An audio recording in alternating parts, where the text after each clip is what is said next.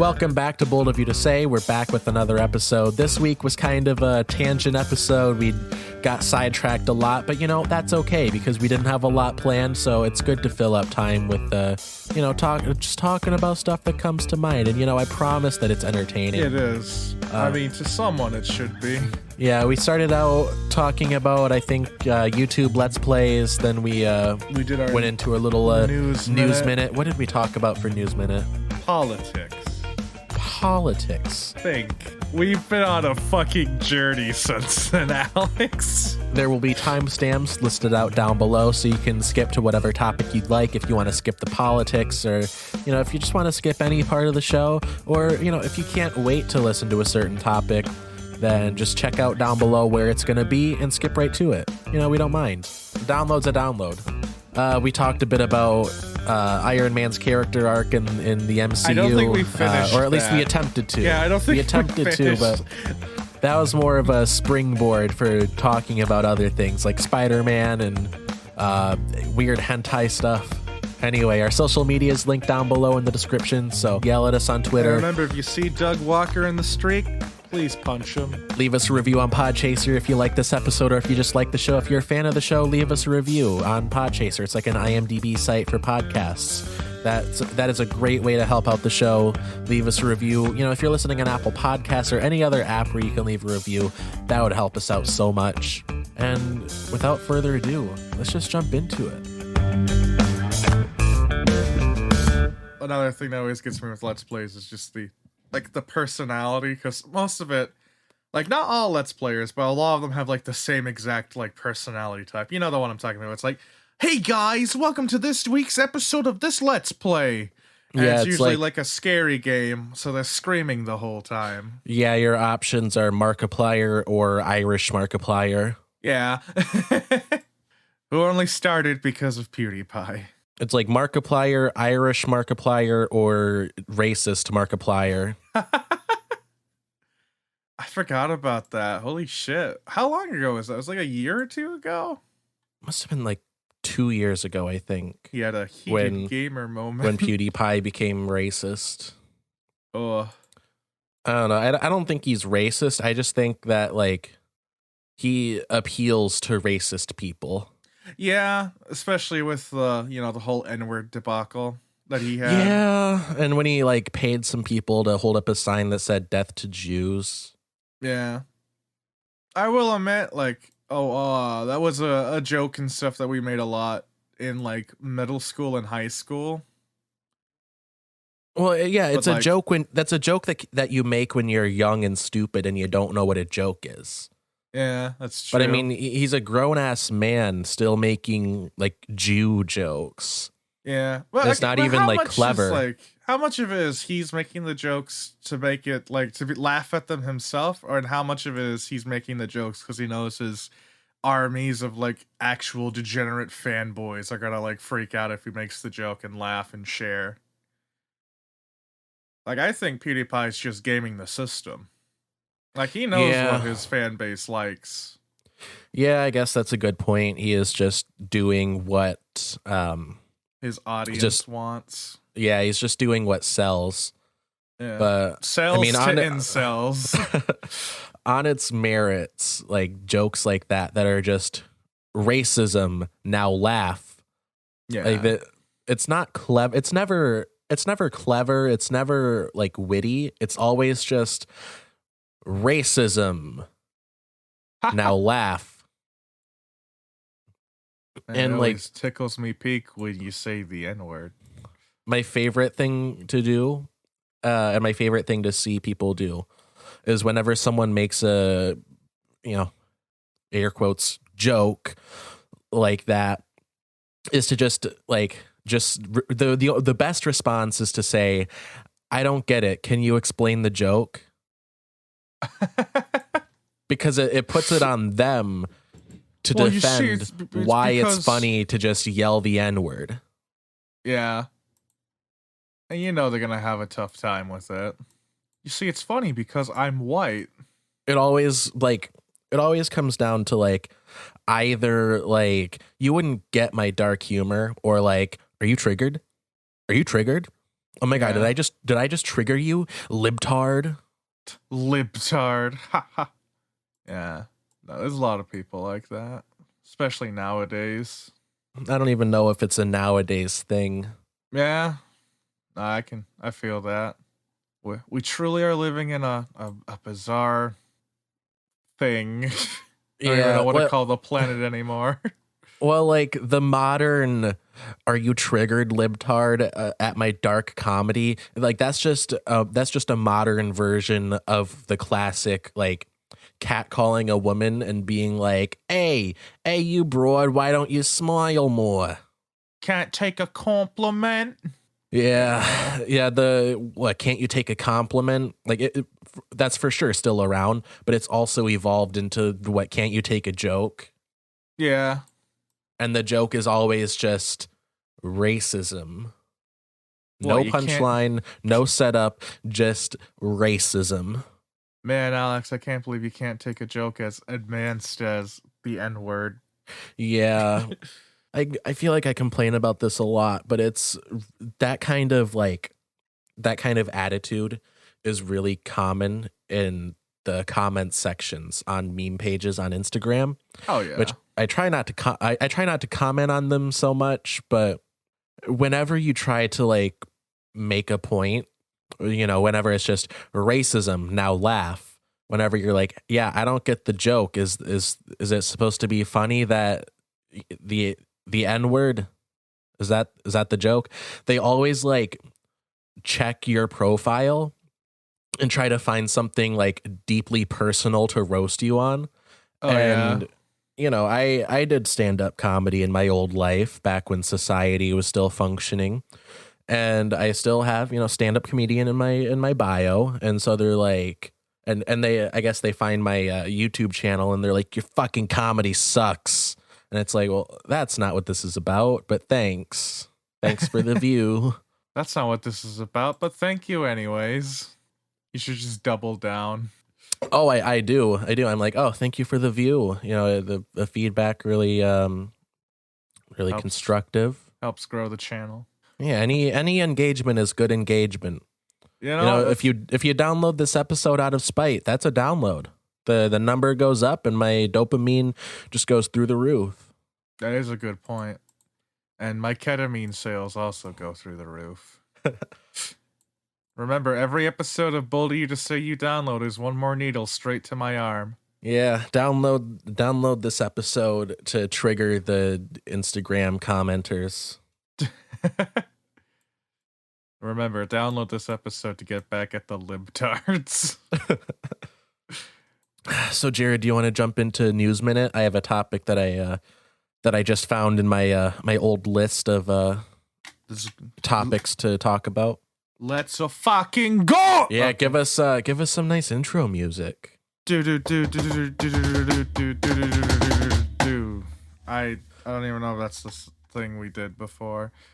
So, Jared, I think we've talked about this before. I remember mentioning it, but we never went in depth on it. So, the Patriot Party. Oh, you mean the terrorists? The third party that Donald Trump and his cronies may or may not start in the near future for like the next election or whenever. They're vaguely talking. They're vague posting about starting their own political party, the Patriot Party, which, if I remember correctly, is the same name as like an old progressive party. Yeah, the Patriot Party, if I remember correctly, that was mostly comprised of like gay people and shit. So I hope they have fun with that.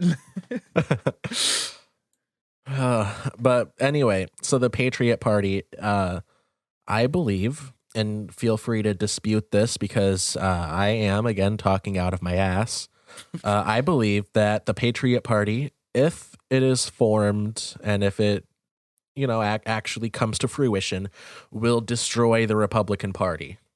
Honestly, I don't think that would happen because it feels like Republicans, even though there's a lot of Trump supporters, I feel like a lot of them are sticking to just it's better red than dead kind of thing, Like, yeah, Republicans are like real big supporters of other Republicans. Like, I know a lot of people around Benzie County, they aren't big Trump supporters, but they'll never vote for a Democrat. They'll always vote for whoever the Republican person is. Just because Well, like that's their bro. That's a good point. But I don't know. I feel like the Trump people are like rabid enough that they would vote for whoever Trump told them to. And if they like, they can be convinced of a lot of things. Oh yeah. Nothing against them. It's just, there's some racist, but it's a lot of, desperate working class people that just haven't gotten a fair shake. Not defending Trump or anything. Just I feel like that needs to be put out there to counterbalance all of the like all Trump people are racist narrative. Yeah. To be clear, a lot of them are. Oh yeah, Fuck no, like a lot of them. It's like the thing with a lot of different groups where like the most vocal majority is always like the worst part. Yeah, all the people that stormed the Capitol, like crazy bunch of folks. Anyway, enough rambling though, enough nuance. I feel like Trump's base are the kind of people that would vote for whoever he tells them to vote for. Yeah. How the Democrats have this kind of like unity mentality where it's like, oh, we have to compromise and unify with whoever, whether it be, the corporate Democrats or, the Republicans in Congress. They have to, there's this like general, vibe that you have to compromise and meet halfway. Yeah. But the general attitude, and this is just general for the Republican Party, and especially for the Trump people, it's like, fuck you. You are a bunch of socialists, and you will do our ideas. Yeah, no, that's So they're not the kind of people that would have this like vote red no matter who slogan. Like the Democrats do. That's part of why, the Green Party, aside from, it just being systemically impossible to have a third party win a presidential election, at least in modern history. Yeah. Other than the whole systemic issue, the reason that the Green Party isn't as successful as it could be or should be is that just there's a lot of people on the left that would rather, chase unity and, vote blue no matter who, rather than, do what they view as throwing away their vote. I don't think that exists on the right nearly as much as it does on the left. Yeah, but I mean, it's still present though. And I think it's present enough to keep the Republican Party going, even if Trump makes his own separate one. Right. Well, it may be still going, but I think it'll make it a lot harder for the Republicans to win elections. Yeah. Because if Trump tries to run, or, Trump's next anointed,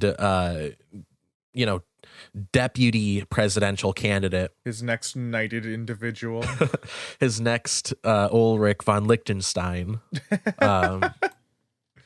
if his next lackey is in the Trump team is running in the Patriot Party in 2024, I think that will split the Republican vote enough that the Democrats can just sweep up the election. Same with midterms. Yeah. I don't know. There's a lot of Democrats. Well, not Democrats, but progressive-minded people that don't vote Democrat anymore. I've noticed that with like the past two elections. There's a lot of them that are like, oh, Jill Stein can win this one. And then like stuff like that. It's like, yeah. No, I don't think there'll ever be a time where third party is ever an option, even if Trump does set up his Patriot Party. Yeah. Because it's always been Republican or Democrat. Like, yeah. Well, I'm not saying that the Patriot Party has a chance of winning. I'm just saying that it'll take enough votes away from the Republicans that it'll do some damage. Yeah, it'll do a lot of damage. And maybe.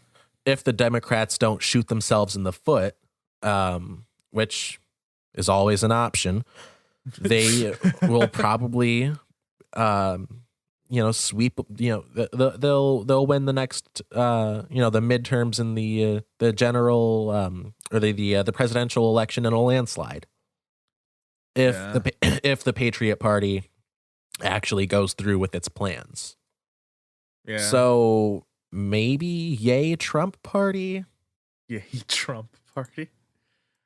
Never thought I'd die fight. Shit, I just fucked up my entire word.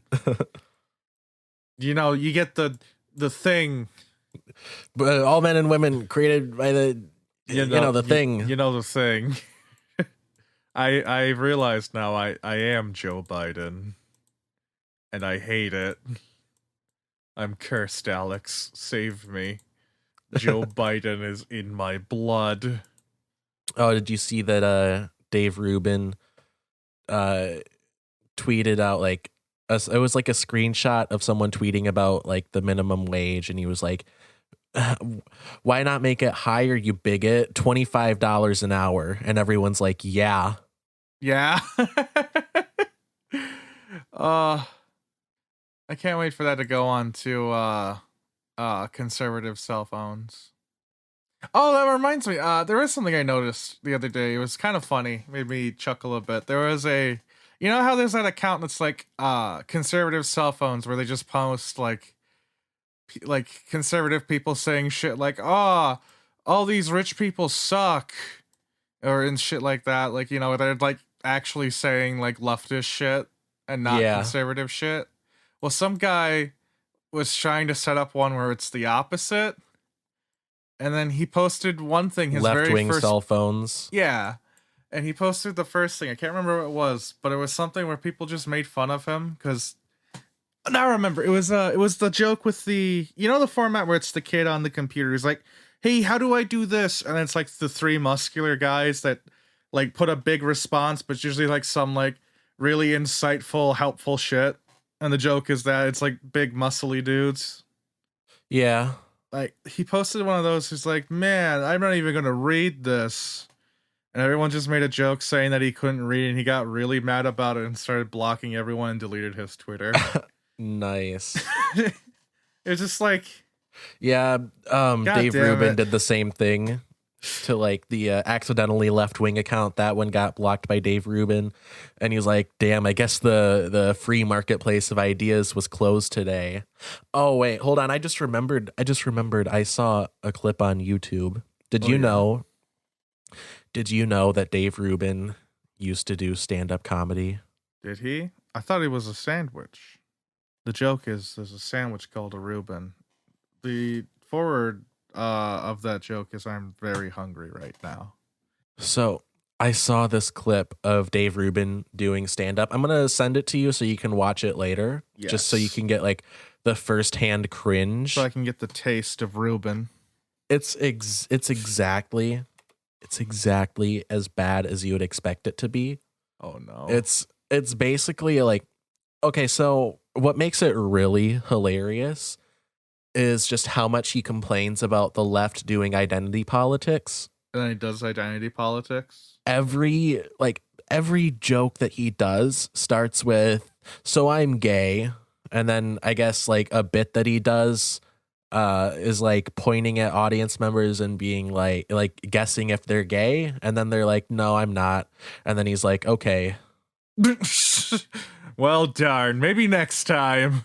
I feel like he knows how bad he is too, because like when no one laughs, like even like, so like no one's laughing, no one is making any noise with their mouth, and someone in the audience like smiles out of pity, and he's like, oh, thank you. He's like, oh, thank you for the pity smile. So like he knows he's not doing hot. He like normally you repeat material in front of different audiences to just kind of gauge the reaction and see what works with different audiences.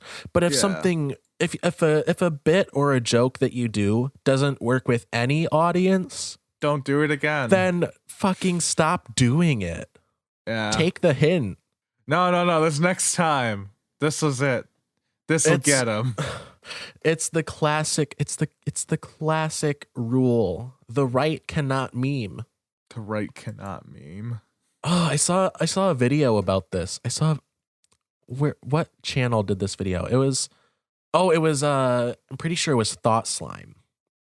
I think I God, recommended that name sounds think- gross.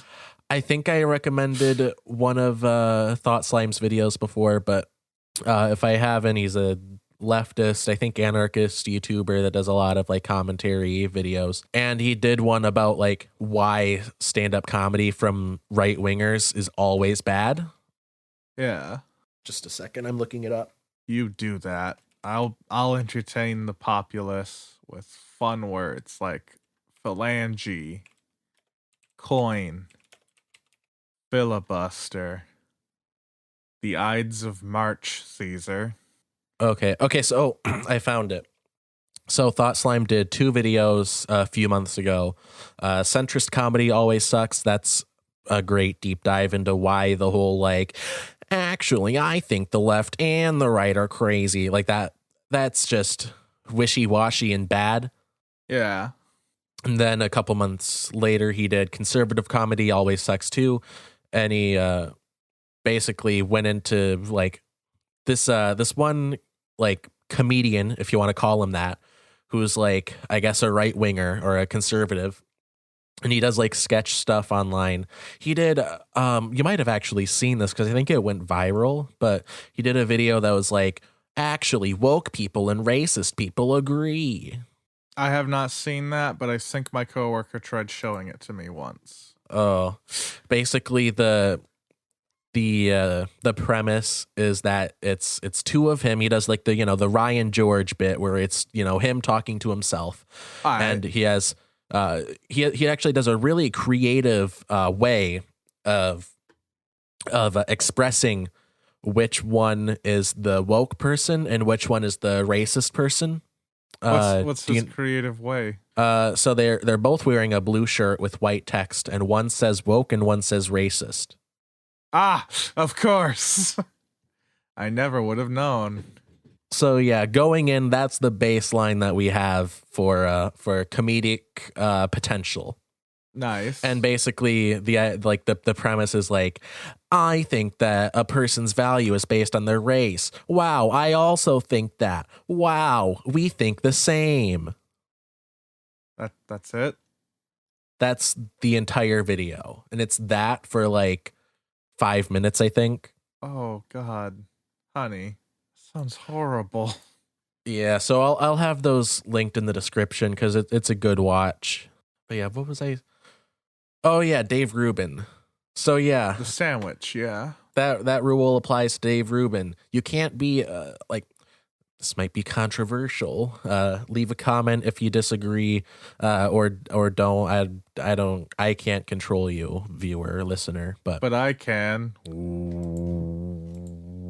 Like They're comedy, gonna leave a comment now. comedy and conservatism are 2 like very diametrically opposed concepts. I know what one of those words were. Quick editor's note, I'm talking specifically about political comedy, so you're still allowed to enjoy the Santa Claus because it's not like Tim Allen's talking about deporting the elves. Basically, you can't do good comedy if you are a conservative because in order to do comedy, you have to like feel funny. empathy. You have to like feel empathy, and a classic rule of comedy is, don't punch down, punch up. Punching up is like, joking about or making fun of or mocking people that have more money and power than you do, or than most people do. It's like, the difference between like mocking Jeff Bezos and mocking a homeless man. Oh my God. Sounds horrible. It's like, you might think it's funny to like kick a homeless man while he's down, but most people don't enjoy that. Yeah. And you have to come for like the Thought Slime video does a better job of explaining this, with more detail and stuff. But yeah, basically you don't want to beat up a homeless man. Yeah, you just comedy can't come from a place of like spite. Basically, like, yeah, like hatred or like what's the word that I'm trying to think of? Like Vitriol. something like that. Anyway, the right can't meme. Watch the Thought Slime video. It's pretty good. All right. I will try, but my low capacity brain won't allow me to remember beyond that. So anyway, yes, next. Let's close out News Minute, which is basically just the politics section. Yes. So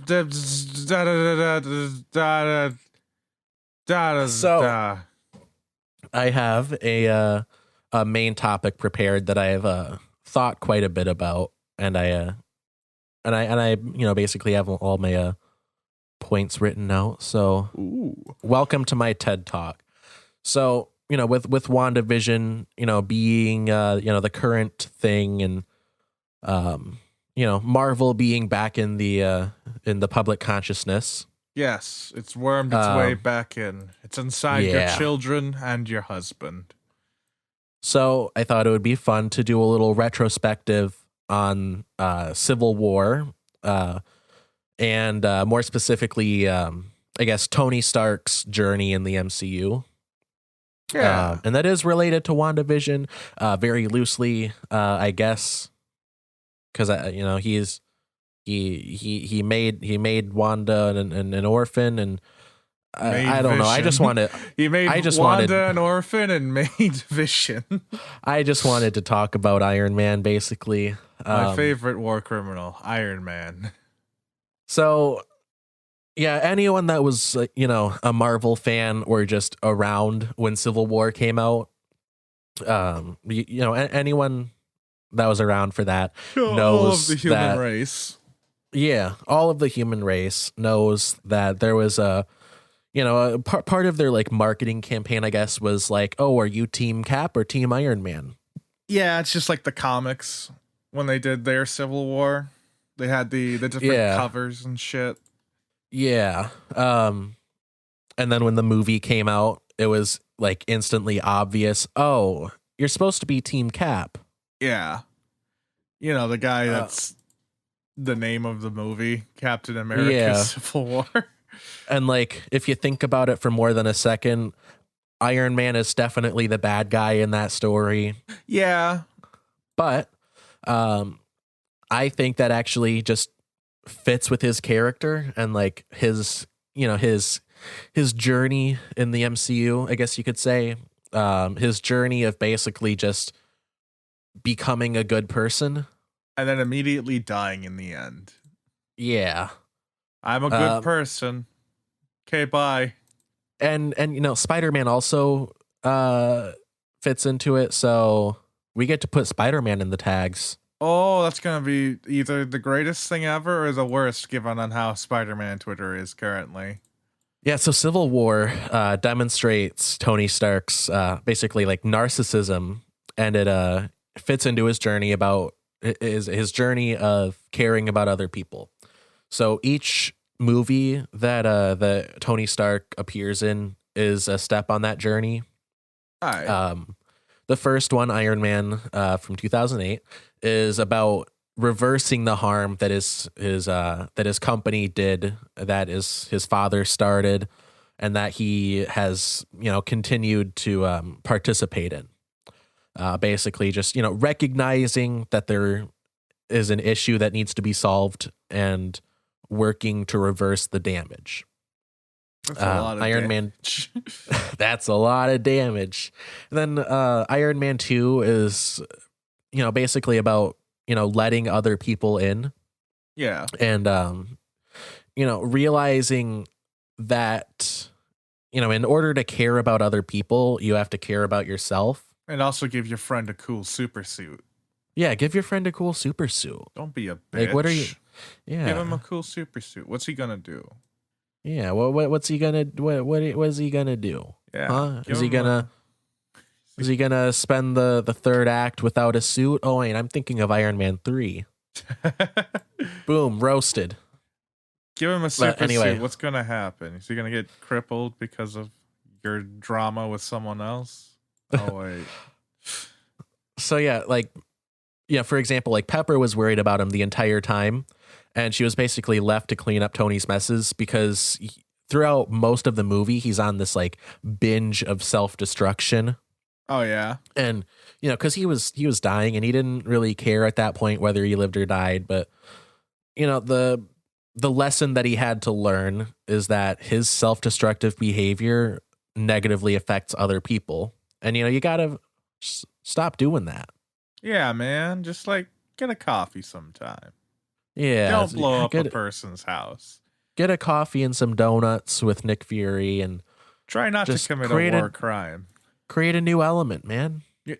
Oh yeah, I forgot that was a thing he did. He just, yeah, he did the thing. My favorite part of the Iron Man movies is that at some point there's always a part where like someone tells him that something is impossible to do, and he does it immediately. Basically, the movie is telling you that it's an impossible thing to do, and then 2 minutes later he does it. Yeah. This element is impossible to synthesize. I synthesized it. You have synthesized a new element. Congratulations. I'm just gonna go over here now. If only he could synthesize some good coping mechanisms. Ayo. If only he could synthesize not dying. Damn, got him. Haha, get fucked, Tony Stark. Anyway. Metroid. I forgot the name of the bad guy from Spider-Man. In the Avengers, Tony has to learn to work on a team. Pretty basic, stepping stone on that journey. Then Iron Man 3 is about like rescuing the president or something. I don't know. Yeah. What the fuck was Iron Man 3? Because every time I see it, I kind of black out. I don't know. I wrote these notes before I watched it. Like I hadn't watched it in a long time. And then after I wrote this out, I watched Iron Man 3. And I was going to write down some notes, but I don't know. I think it's about like taking care of a kid, but also not taking care of the kid, but like giving him a cool lab, dealing with PTSD. Age of Ultron is about how you can't build murder robots. Yeah, I am the Mandarin. Well, actually, he's the Mandarin. Or is there he's playing the Mandarin. Is there any more Mandarins I need to know about? Meow. I'm leaving. Yeah, Age of Ultron is about how you can't build murder robots without consulting your coworkers. I forgot that he makes Ultron. Yeah, no, that's a bit different than the comics, because it's Hank Pym, who is in the comics a known wife beater, who makes Ultron. Which, is just it's a good okay. idea. Like, he didn't mean to. What? He didn't mean to beat his wife. It's okay. I forgot. Don't think about it. Don't think about it. It's okay. It's okay when no, that's actually that like classic panel where Hank Pym is like he like slaps his wife. Apparently, that was like there was some kind of like miscommunication between the writer and the illustrator, where the writer, like when he was writing out the story, he was like, "Oh yeah, and at this part, Hank Pym is hitting someone, but he doesn't realize that it's his wife until it's too late." And then the illustrator was like, "He hits his wife. Got it." I feel like that. And that's should go how we down. That's how we get wife beater Hank Pym. And that's the thing, though, because that didn't just stop at that point. That was a whole fucking to do. Like that was a thing that happened in other comics too. So that I'm sure that was like the mistake- start of it, though. Well, yeah, I assume after that, people were like, "Oh, this guy's a wife beater now. Why would Marvel do this?" And then Marvel execs are like, "Well, fuck. I guess we have to double down on this." Yep, we made a wife beater. Looks like we have to yes and this. Yes, and why did you? Shits and giggles. Hank Pym beat his wife. Yes, and he's gonna do it again. Buy our next issue. Buy our next issue. That sounds like Marvel's way of handling it. Is he gonna beat his wife again? Buy our next issue to find out. Oh, he did. Oh, he did it. Oh, but is he gonna do it next week? Find out. It's like I watched a video by Huggabees that said that Superman's the original clickbait, and you know what? I feel like that's what every comic book was. Oh, back I then. saw. I didn't see that video, but it was suggested to me, and I put it in the watch later endless pile. You should watch it. He talks about this one. It's a comic from the 60s. Where Isn't it the one where he's like shooting rainbows from his hand and it's like Superman's new power? No, it's one of the other ones where he's, killing his friends. Really? Yeah, no, this one is my favorite one because it's him, and it's a comic called Superman's pal, Jimmy Olsen. I forget the issue number, but on the cover it's Jimmy Olsen crying as he looks to his apparently adopted father in that issue, Superman, and he's saying, why are you doing this, Dad? This is your Father's Day present. As Superman's like burning a sweater that he made, and he's like, this is the worst thing ever. I hate having you as my adopted son, Jimmy Olsen. Oh, why? Why did he do that? I thought Superman was good. I won't spoil that, but Alex, your reaction is exactly the reaction those comics were made for, because they all have the same stupid plot twist where it's like, oh, Superman was doing this because of this. He was either mind controlled or there's some other bigger plot that you weren't. It's the original Injustice. But yeah, it basically. No, this is one though where the coverage is so Superman snapping Lois Lane's oxygen tube while they're both in space, and I want to know the story behind that. What? But like, that's the thing. What? He goes up and cuts the tube connecting her oxygen supply to the oxygen tank, and she's dying in space. Come on. The funny thing is, later in the comics, they get married. I feel like they're gonna be sitting there like, hey, can we talk about that? I just feel like that's a thing that should be addressed more. Superman is a serial killer, apparently. What even is classic Superman? Classic Superman is clickbait. Like, he's just the biggest clickbait there is. Like, all his comics at that time just have the most ridiculous covers, and it's usually him potentially killing his best friends and or wife, depending on the time. When I got that video recommended to me, I saw the thumbnail where it was like Superman's new power and he's shooting the rainbows out of his fingers. You know what that reminded me of? What?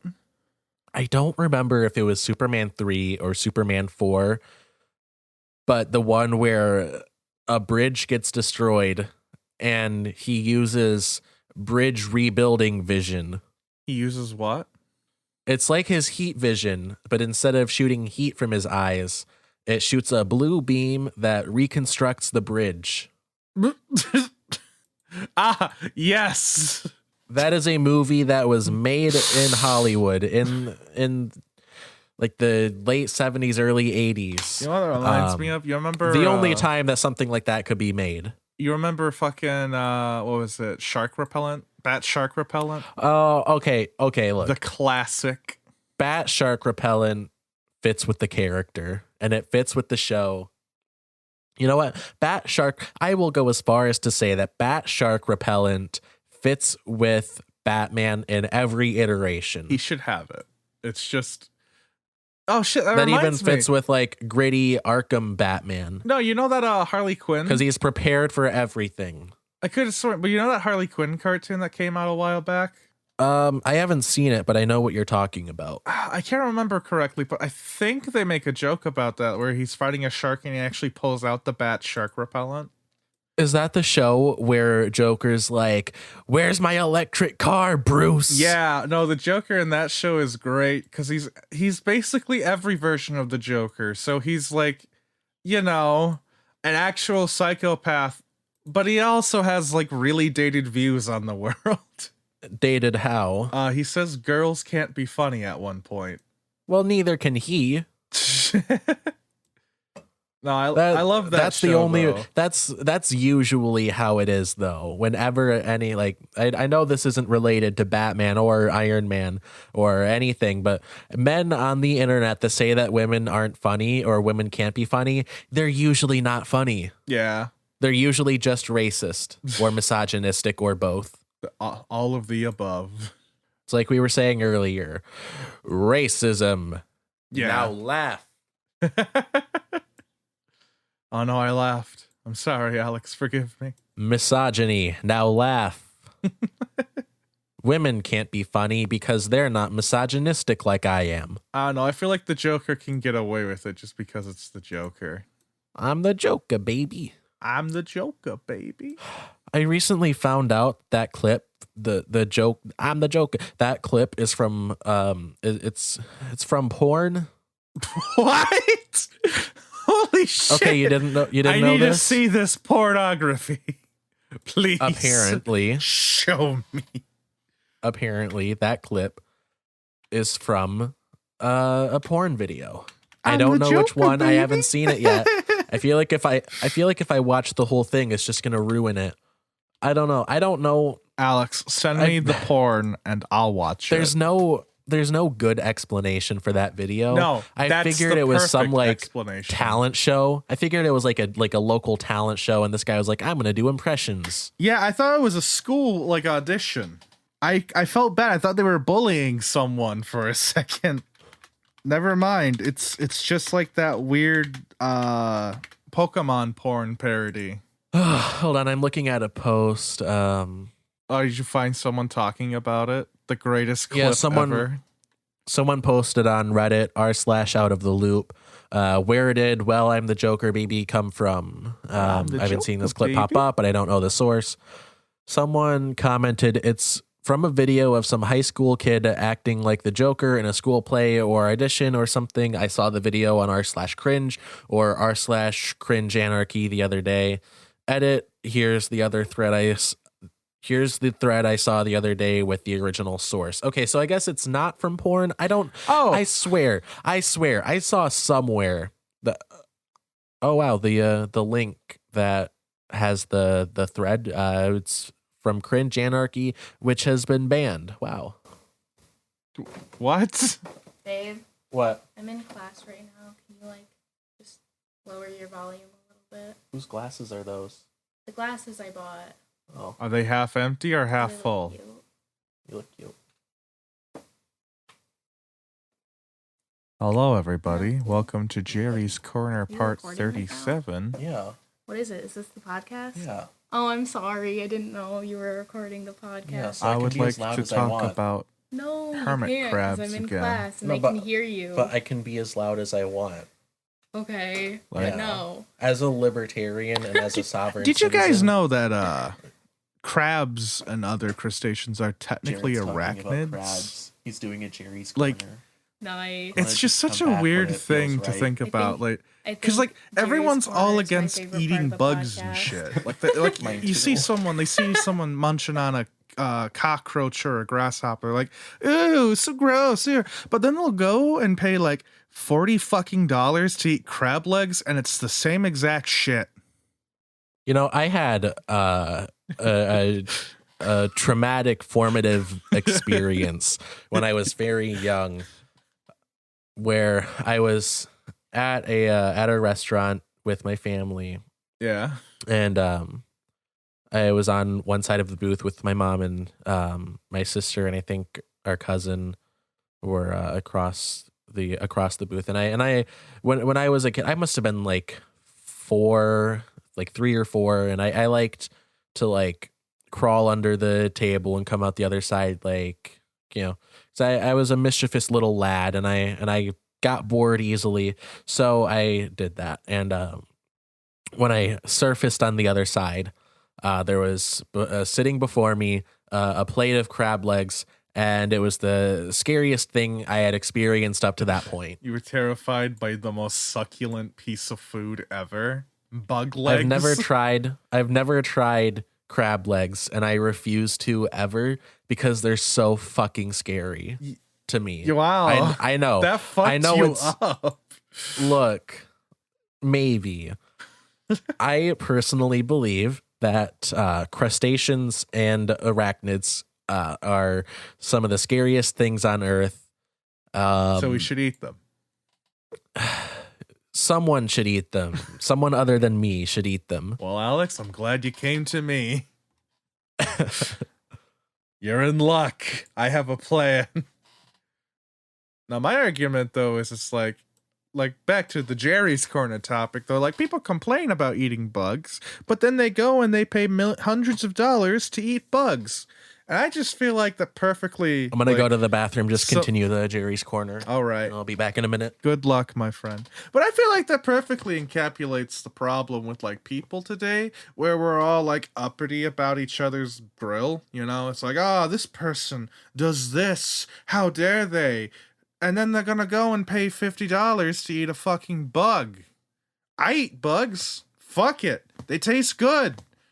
Well, I mean, I eat the crabs. I don't eat actual bugs. You gotta cook those first, you know? You just fucking boil them up, just like crab legs. And you chew them down. Because you know what? It's the same shit. And you can argue about it, but it is. Crabs are just big fucking bugs. And we eat them all the time. So what's wrong with eating the little ones? You tell me. I say there's nothing wrong with it. I think the Japanese are right with that idea. Or was it Korea? I don't remember. The people that, you know, do that and they get sold at the weeb stores. But, like, that's the thing. Like, everyone's all against it until someone starts doing it and it's all of a sudden a delicacy. Like, you know what? Delicacy should be something that's abhorrent and terrible to everyone else. See, the Iceland people have the right idea. Surströmming, that's the worst shit I've ever heard of. And that's perfect for a delicacy. It has to be something that's physically repulsive, but somehow still tastes pretty good. Like, I hear surströmming's like the sweetest fish you'll ever have, and it's actually quite delicious, but the smell will fucking kill your grandma. And you know what? I just feel like as a race, we're too weak. Like, we're just not strong enough for these big brain topics. No one wants to eat a bug. They'd rather pay $50. Yeah, I saw somewhere that lobster used to be what they fed to prisoners because it was basically just sea bugs. Yeah, and now it's a delicacy. How much of that did you hear? Rightly so, they're icky. How much of the Jerry's Corner did you hear this time? Just the last like 30 seconds or so. Oh. So anyway, back to the whole Joker thing, I guess. It's not porn? It's not from porn. Well, I don't remember where I saw that, but if I ever find them, I will hold them duly responsible. You know what that means then, Alex? What? We have to put it in. Why did you have to phrase it like that? Because I'm bad at phrasing things. So anyway. I'm the Jokah, baby. That's sex sounds. That's what I think it sounds like. Well, you know, you're not that far. You're not as far off as you could be, or I would expect you to be. Then I failed us all. So anyway, back to the thing that we were talking about probably 15 minutes ago now. I don't remember what we were talking about. I think it was porn. Well, yeah, that, and we were talking about Iron Man and his character arc in the MCU. That's right. We were talking about Marvel. When will we get to the Star Wars and I wanted to talk section? a little bit about Civil War. Let's do it. So, yeah, in Civil War, that, demonstrates that, as far as Tony has come, there's, he still has some narcissistic tendencies. Yeah. I mean, he's rich. Where, like, yeah, fuck the rich, honestly. No, don't fuck them, actually, because then, that gives them an opportunity to reproduce, and yeah, then, You're giving me mixed messages here. Do I need to go and visit you with the beating stick? Just eat the rich. Let's eat them all. Yep. with the side of lobster. Yes. Their lobster that we've stolen from their kitchen. You know what's also fucked up? I know I'm done with the Jerry Corner, but like caviar, that's a fucking weird thing. Tastes great, but like, that's literally just eating a fish's abortion. Yeah, well, I mean, it's not that different from eating like chicken eggs. Yeah, which is also just another animal's abortion. Man, we are a fucked up species. Anyway, back to Iron Man.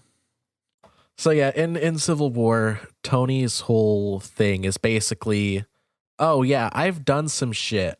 Like, creating Ultron, wiping out a lot of people with his weapons, killing the parents of of Wanda and Pietro Maximoff.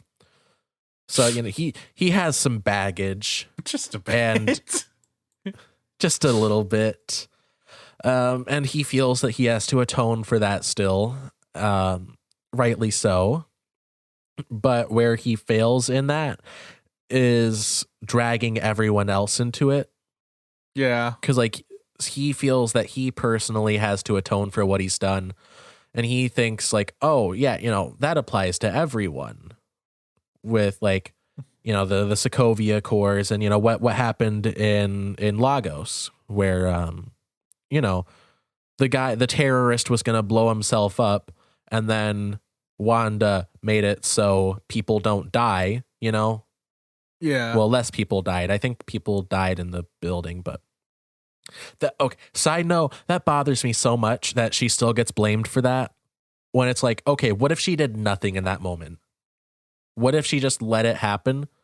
Sure, that building wouldn't have blown up, maybe, but a lot more people would have died. So why are people specifically blaming her because she didn't take the explosion away enough? Because anyway, I'm getting sidetracked. So, yeah, Tony basically he plays, daddy knows best. He plays that role where it's oh, well, I've learned a bit about not being as much of a narcissist, so I know best, and I'm siding with the government now because that's what I do now at this point in my arc. And it kind of it's there's a lot there to complain about, but I mean, you can't say that it doesn't fit with his character. Yeah. For example, when Tony brings Peter into it, that is a huge moment of hypocrisy. And that's a big theme for him in this movie, hypocrisy. Yeah. Where he locks people up for for helping Bucky, who fucking got framed. So the movie is objectively on his side, right? Yeah. So yeah, Tony Stark, after locking people up for acting out of turn, he then proceeds to act out of turn. And go to the old Hydra facility where the super soldiers are being kept, which is where the final battle takes place. Yeah. That's one example of where he doesn't practice what he preaches. And well, yeah, no, he's rich. Yeah, and the way that Spider-Man fits into that is when Tony brings Peter into battle in Germany, out of the country, he gives him, custom battle equipment, and presumably makes a child soldier. Yeah, and he presumably doesn't make Peter sign the Sokovia Accords because that's a good point. Yeah, his secret identity would be shot if he signed the Accords, and he's 15 at that point, so he wouldn't even be able to sign the Accords. That's the loophole. Yeah. And I just want to talk about that for a little bit. Imagine if he did have to sign the Accords, I don't know. I just think it would be a funny moment. Imagine Aunt May is trying to take Peter on vacation because, he's been stressed with school and stuff. And, the Stark internship, and Peter has to explain why he can't leave the country ever, or he can't go anywhere without a signed note from the FBI. It's Aunt May, we gotta go to the FBI first. Peter, we're just going to visit my aunt in France. Yeah, look, Aunt May, imagine we can't. In Spider-Man Homecoming, when they go to Washington, imagine he's trying to go on that field trip, right? And he has to, get this, go home, get the note, signed by Aunt May. And then he comes back and he comes to his teacher, and he has, the signed note from Aunt May saying that he can go on the trip, and a signed note from the FBI saying that he can go on the trip. And he's I feel like you didn't have to, go this far, Peter. No, trust me. It's easier this way. It keeps the drones away. It's just trust me on this. I know what I'm doing. Yeah, and I don't know. This is just turning into talking about Spider-Man, but well, yeah, because Spider-Man's great. Well, yeah, of course. Just don't say which one, and we'll be perfectly fine. Yeah, we love Spider-Man. We love your favorite version of Spider-Man, listener. Yes, and we hate the other ones. Oh, you're a Spider-Man fan? Oh, so you must love you must love Spider-Man, right? Nope, can't stand him. Yeah. This is how to sum up Spider-Man. The Spider-Man fandom. There's a meme. It says on it, "Don't fuck with us Spider-Man fans. We hate Spider-Man." Yeah, and it was made as a joke, but like it's true though. Every day it comes true more and more. I see more shit like about how much Spider-Man sucks now because he's not this actor, and it's just, come on, just enjoy Spider-Man. It's the same idea. Like I remember the imagine Spider-Man Twitter when the end of what was it called? I know the name of it. Into the Spider-Verse happened, and he's like, "Yeah, it's whoever puts on the mask. Anyone can be Spider-Man." And they're just like, "No, it has to be this one. You're not Spider-Man." Yeah. Who voiced Miles Morales? I don't know. Well, but they did a good job. Oh yeah, that was a good job. But I have to be Spider-Man Twitter, so I have to insult the actor. Fuck you, child. Yeah, you'll never be as good as this 40-year-old man. It seems like there's two sides to the Spider-Man fandom, and there's also like, in a way, two identical sides to just Spider-Man writers. Yeah, where it's like on one hand, there's the camp that's like, oh yeah, anyone can be Spider-Man. That's the appeal of the character. It's just a random person that, and then there's the other guy who's through like, circumstances, got Peter. these powers, and he has to learn how to be responsible with it. And then on the other hand, it's people that are like, no, it has to be Peter Parker. He has the spider totem. Yeah, he has the spider totem. Like, yeah, that's what I'm talking about with the Spider-Man writers that are like that. It's so weird because it's the same thing. Those same guys are like, it has to be Peter, and then they'll make characters like Silk and who are just like, yeah, I got bit by the same exact spider literally a second before it died, and it's just like, why? Now my favorite thing though about that character, I probably talked about her before, but she's literally just there because they can't do Black Cat anymore. Because her whole point of being in that... Really? Yeah, her whole point of being in there is that she is a potential romantic interest for Peter Parker, who also fights crime. Also, for some reason, they wrote in that whenever they're in the same room, they just have this extreme urge to fuck each other. Oh, him and Silk? Yeah, that's an actual thing that they put in a that's comic just book. chemistry. I don't... You know what, Alex? I feel like that's wrong. I don't think that's right. Yeah, that's a weird detail to put in the comics. Like, if they... So why can't they use Black Cat, though? You mentioned that a second ago. Because they use her too much. I'm pretty sure they also killed her off. I gotta check again, but yeah, I think that's right. I think they killed her off at some point.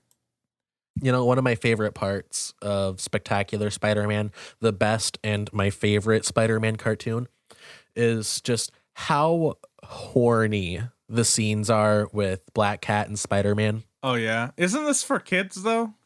It is a kid's cartoon, yes, but she's like hardcore going for him. It's never like explicit, but it's always like you can tell like it just exudes this like hormonal like horny energy. Damn. Bunch of kids are gonna grow up with a very strange life now. Yeah, I don't know how different I would be if I actually grew up with the Spider-Man 2 video game, which I believe heavily featured Black Cat. She was in there every so often. I played that game when I was a kid, and that game was wild because it was Spider-Man 2 the movie, but extended. I've only played a little bit of it. I played the whole thing, and I tell you, that game was fucking amazing.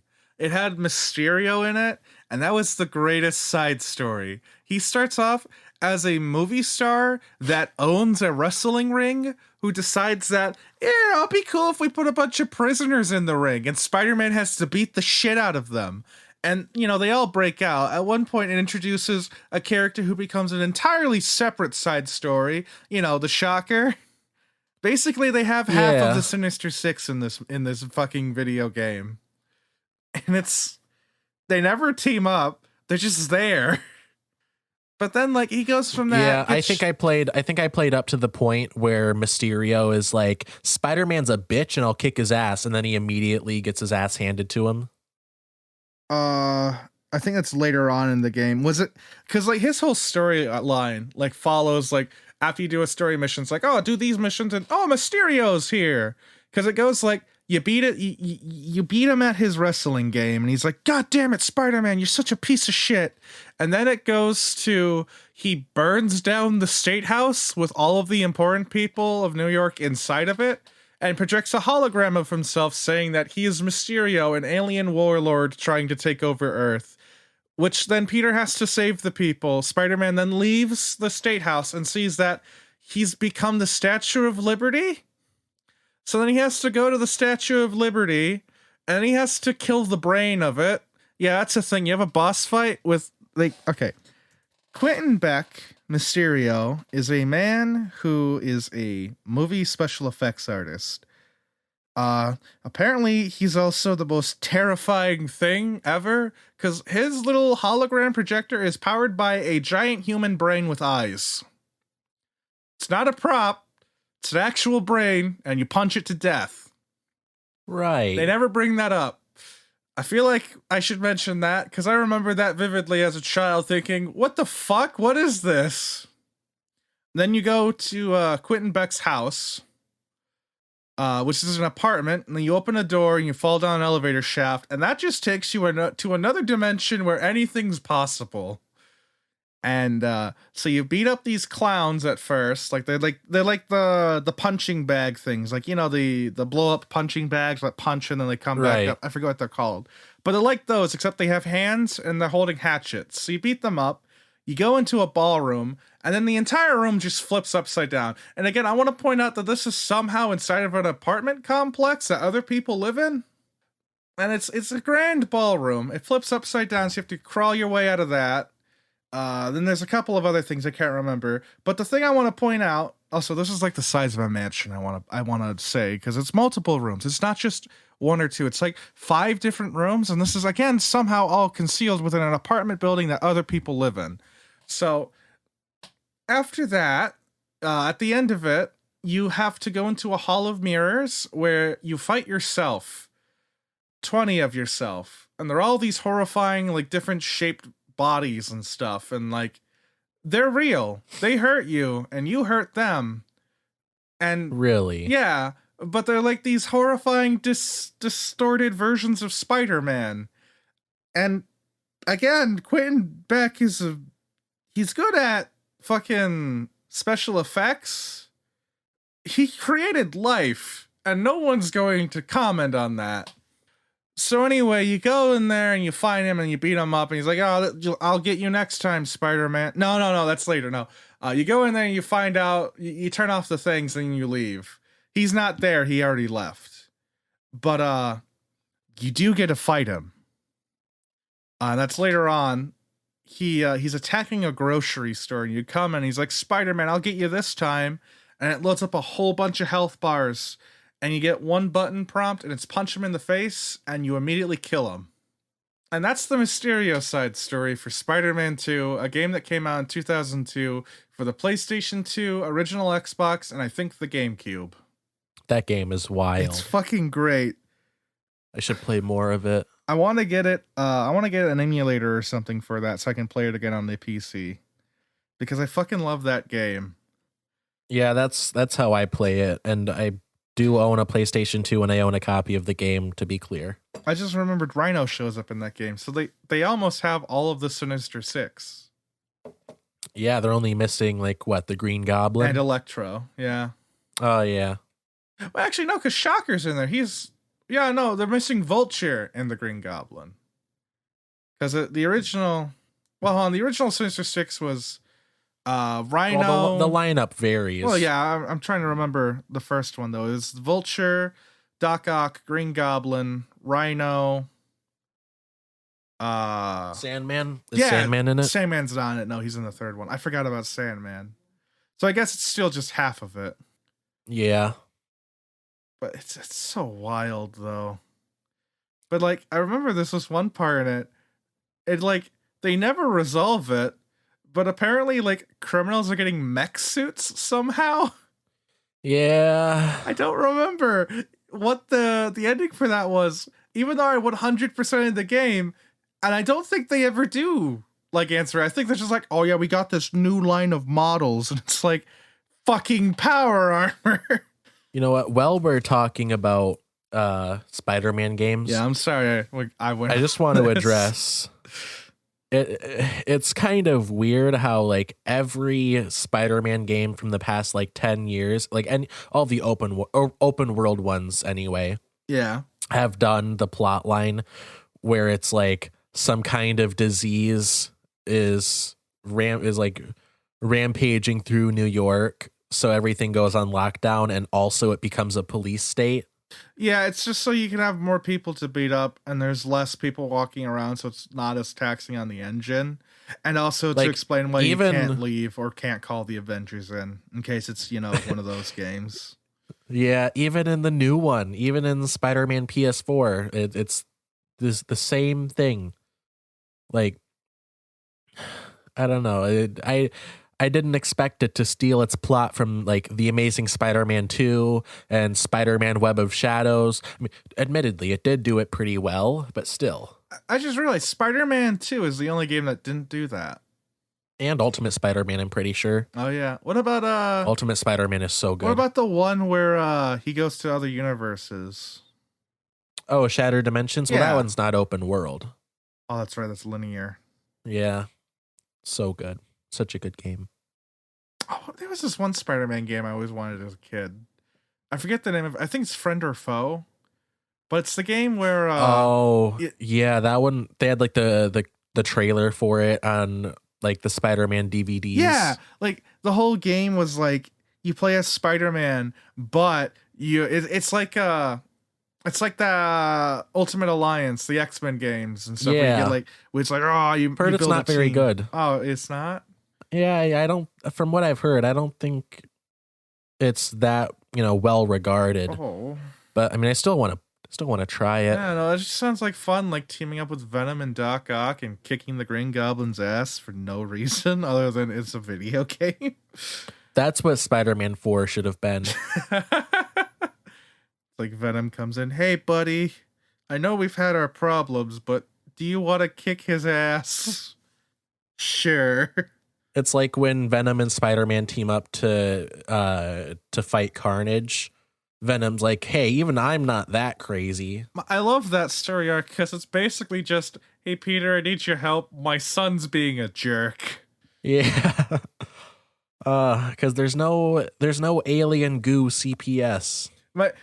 Another thing I love about that though is the introduction to Toxin, the symbiote that is Carnage's son. Yeah, because that's one of the few like good ones Spider-Man comics from that era that I've read. Yeah, now Toxin's pretty alright. He's like Venom and stuff, except he's more of a good guy. Like him and this ex-cop. Yeah, like they become one. He merges. Yeah, I read with that. them. 7 or 8 years ago. I read it in the 6th grade. Yeah. On my iPod. No, I love that one though. But I just love the beginning of it because basically it's just Cletus Cassidy doesn't like the idea that the alien that has bonded with him doesn't have a gender and also is giving birth soon. He's freaking out. It's like, what the fuck? Well, that's not very progressive. Yeah, no, I mean, he is like a serial killer, like hillbilly, so what did you expect? I always thought it was funny though, because there's a comic, there's a panel of Venom's like, hey, I know this is scary for you, but just calm down. And he's like, fuck you, this isn't natural. And it's like, what about this whole situation seems natural to you, Cletus? You're a serial killer wearing an alien right now. I feel like the whole situation is a bit out of the norm. But that's just me. That's just a theory. That's bold of you to say. Fuck, wrong tagline. Boom. Yeah, no, I love Toxin because I love his whole little thing where he's created from the worst symbiote and he's just the best one because he's not evil. Like he still eats people, but he's like Venom from the movie Venom. I still have not seen that movie and I really want to. I keep hearing people saying it's bad. I don't think it's the best it could have been, but I like it. It's probably like bad but enjoyable. I know that a lot of the one-liners and quotes are fucking terrible. Like there's one where Venom just I know it mostly for when the guy eats the lobster and while he's in the lobster tank. Yeah. No, I know there's a line in it where Venom's talking to Eddie Brock and he just screams pussy. So, I guess there's some enjoyment factor there. Yeah, I also know the part where the love interest girl, I don't know her name, but she has the symbiote on her, and the implication is she made out with the dog. Oh, yeah. To get the symbiote back, Eddie Brock makes out with her in Venom form, and then it comes back to him. Yeah, but the thing is, I feel like there were like less sexually charged ways. The thing to is, get the though, symbiote Alex, back. The thing is, though, I ship the symbiote and Eddie. Alex, the thing is, though, the symbiote. Oh, I'm sorry, the symbiote, because the person that made that trailer is a fucking idiot. But the symbiote, though, Venom leaves Eddie at that point, and he gets on a dog. So if the rules that you have to furiously and romantically make out with someone apply, then she went up to a dog. I don't like that. No, I maintain that you can just like touch the thing that has the symbiote on it and it can spread to you. But Eddie just and Venom just chose to make out with each other. But I'm just like, Eddie, you know what? I want to spend the rest of my life. That's what that is. Venom's just marriage. It's like Garnet all over again. Got him. That's another thing. Speaking about like two people falling in love and also being the same person. You ever see Steven Universe or heard of the character Garnet at least? I think I know what you're talking about. I haven't seen the show, but like I'm familiar with some of the concepts. Like the two lesbians that turn into one person and stay as that one person the entire time. Yeah, I think you've told me about this. Don't they like combine through like scissoring or something? Okay, no, this is how it is. Like there's fusions in this, and what it is it's like this passionate dance and stuff. But like, and I think you told me that it was like implied that they're having sex. Yeah, no, it's like extremely like. Well, I mean, it's not really provocative. The dancing isn't, but the faces they're making the whole time are like mid-orgasm faces. So like, the implication is Garnet's just two lesbians having sex the whole time, and I feel like that's the same with Venom. Yeah. I mean, Venom can like heal like broken bones and stuff. So who's to say you can't, give him a little tug? Hold on. You remember the joke that someone made where Master Chief's armor jerks him off the whole time? Oh, that's the same thing. I feel like I vaguely remember that, but yeah, I found out. Okay, that's not true. I don't know where someone's coming up with that. That's not the case. However, I will accept that as canon because the idea that all of these Spartans are killing all these aliens constantly, but the whole time they're being jacked off just sounds just way too ridiculous and hilarious for it not to be true. It's kind of like the thing with the Jokah video being part of a porn. I refuse to accept it's not true. I want it to be true. I will it. Life would just be so much better if it was true. It's just like I'm imagining the game Halo Reach, which is the Vietnam of Halo, basically. Like that's what they market it as, and it's just like these guys are going through the most horrific shit, but the whole time they're being jacked off, and it's just I don't know. Like the knowledge that is a thing that someone thinks is happening, and you think about it, and you want that to be true because it makes every scene just hilarious and uncomfortable. All that I can think of right now is just.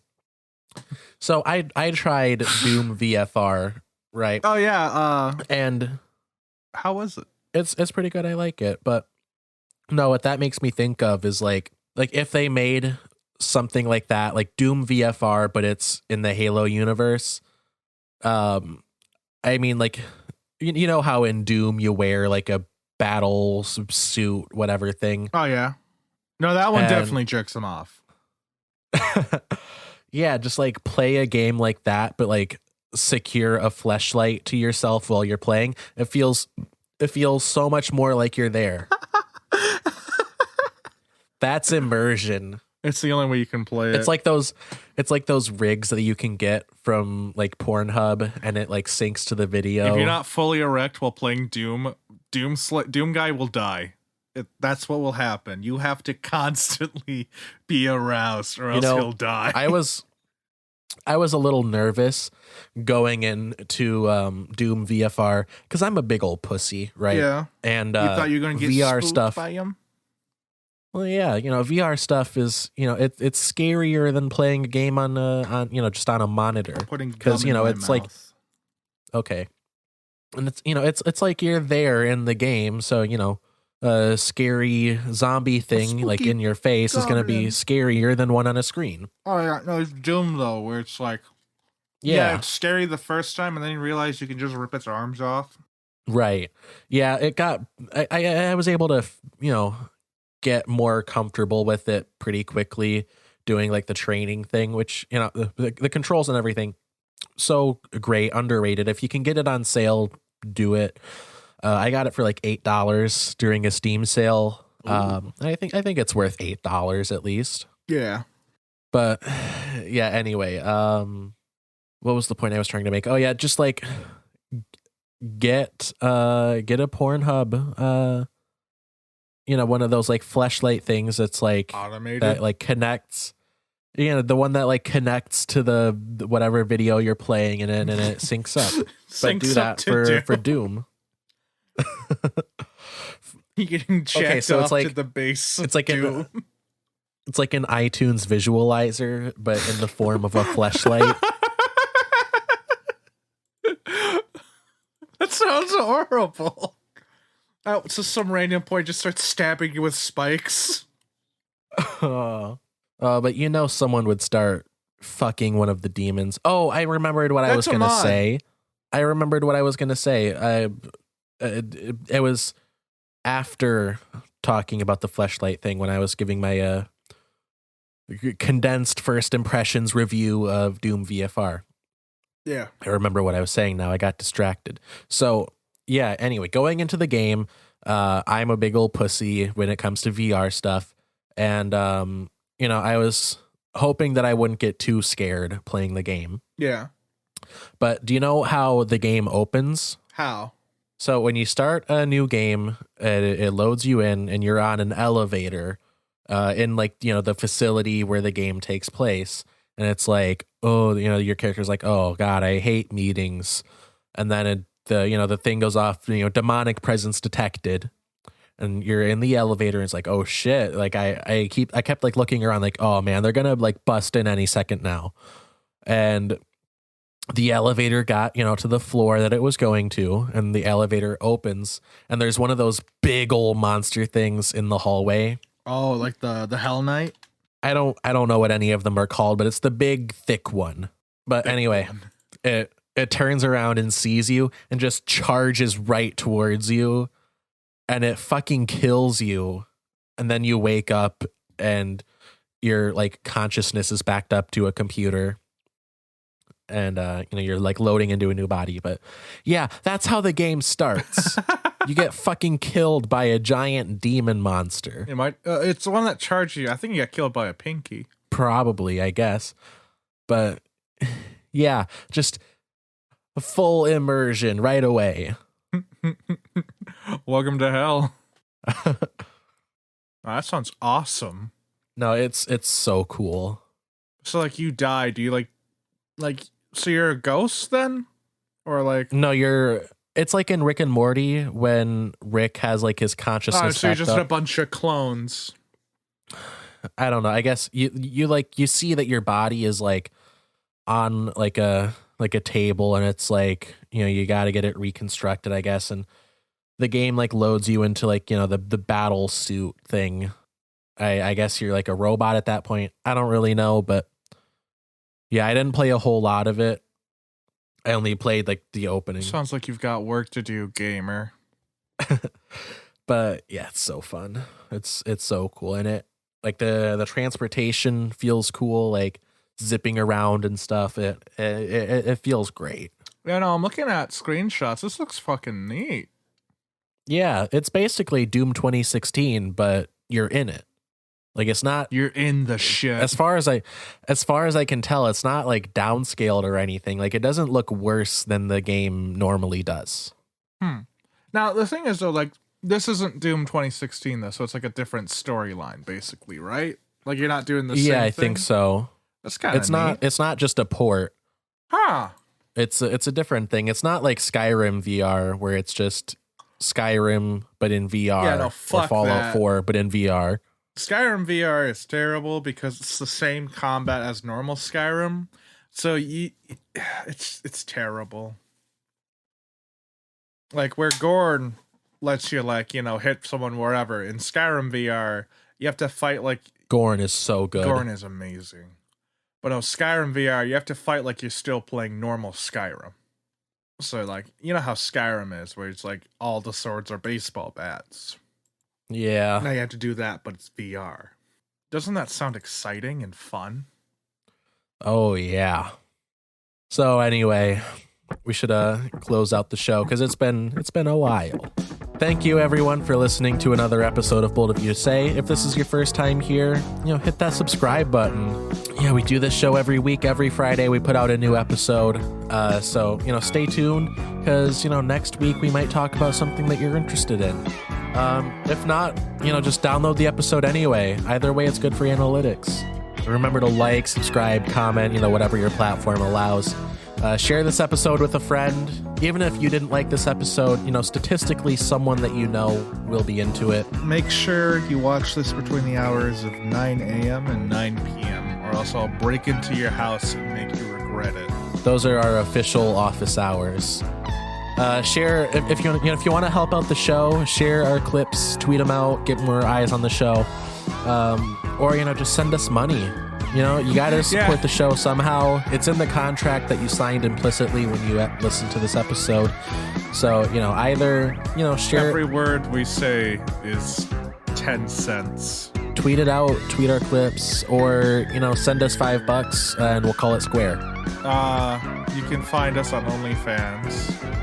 Yeah, our social media is linked down below. Tweet at us if you disagreed with anything we said, which statistically you did. Yeah. Otherwise, just follow us, see what kind of stuff we tweet, because it's, you might find it interesting. Who knows? Leave us a review on Podchaser. That's sort of like an IMDb site for podcasts. That's another great way to help out the show. Leave us a review on there. Don't forget to eat your bugs. If you're not subscribed yet, remember to subscribe so you don't miss next week's episode. Or else I'll come to your house, pee in your pants. And with that, this has been Bold of You to Say. I'm your host, Alex Myers. I'm the co-host, God. Have a good 9 a.m. through 9 p.m., everyone. And enjoy. Go fuck yourself. Just enjoy. I love you. In general.